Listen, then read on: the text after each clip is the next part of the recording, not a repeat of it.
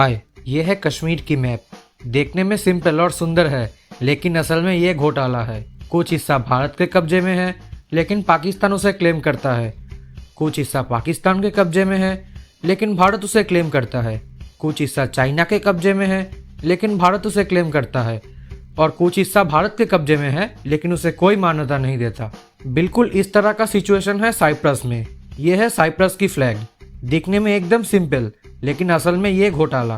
कुछ हिस्सा है रिपब्लिक ऑफ साइप्रस, कुछ हिस्सा है Turkish Republic of Northern Cyprus, कुछ हिस्सा है ब्रिटिश मिलिट्री बेस और कुछ हिस्सा है यूनाइटेड नेशन के पास। मतलब सबने मिलकर एक छोटे से द्वीप को कागज की तरह काट कूट दिया।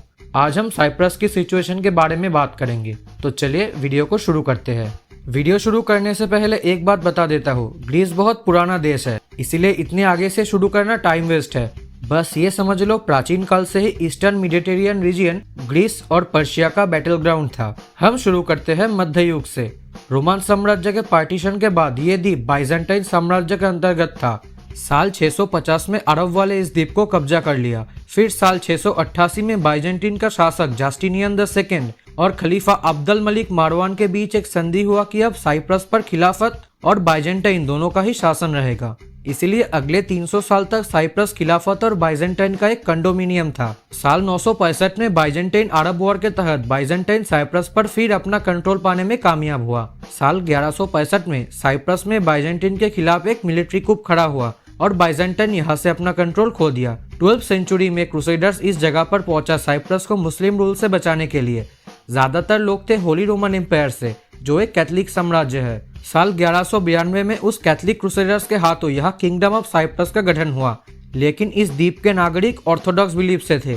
साल 1489 में ऑटोमन आर्मी लगातार साइप्रस पर रेड करता था। इसके बाद से साइप्रस अब होली लीग के प्रोटेक्शन में था। साल 1571 में सीज ऑफ फमागुस्ता के तहत साइप्रस अब पूरा ऑटोमन के कंट्रोल में चला गया। फिर अगले लगभग 300 सालों तक साइप्रस पर ऑटोमन का कब्जा बना रहा। 1878 के रूसो तुर्किश वॉर के बाद ऑटोमन एकदम कमजोर हो गया। फिर 4 जून 1878 में ब्रिटेन और ऑटोमन के बीच साइप्रस कन्वेंशन साइन हुआ।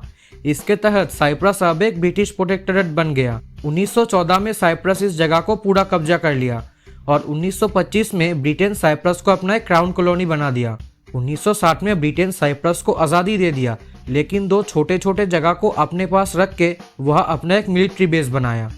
फाइनली साइप्रस को आज़ादी तो मिल गई। अब शुरू होगा असली रामायण। साइप्रस के टोटल आबादी के 77% लोग थे क्रिश्चियन ग्रीक और 18% लोग थे मुस्लिम तुर्किश, जो एक दूसरे की मुंह तक देखना नहीं चाहते थे। ऐसा दुश्मनी था। संविधान में लिखा गया कि पार्लियामेंट का 30% सीट तुर्किश लोगों के लिए रिजर्व रहेगा। इस तक तो बात ठीक थी, लेकिन साइप्रस का प्रेसिडेंट बनेगा एक ग्रीक और वाइस प्रेसिडेंट बनेगा एक तुर्किश। ये बात हजम नहीं होता। आप लोग सोचो, क्या ये पॉसिबल है? इसका मतलब भारत का प्रेसिडेंट होंगे एक मुस्लिम और प्राइम मिनिस्टर एक हिंदू। ऐसा होने से कोई भी देश लंबे समय से टिक नहीं पाता, और साइप्रस के साथ ऐसा ही हुआ। जगह जगह पर तुर्किश और ग्रीक लोगों के बीच संघर्ष चलता था।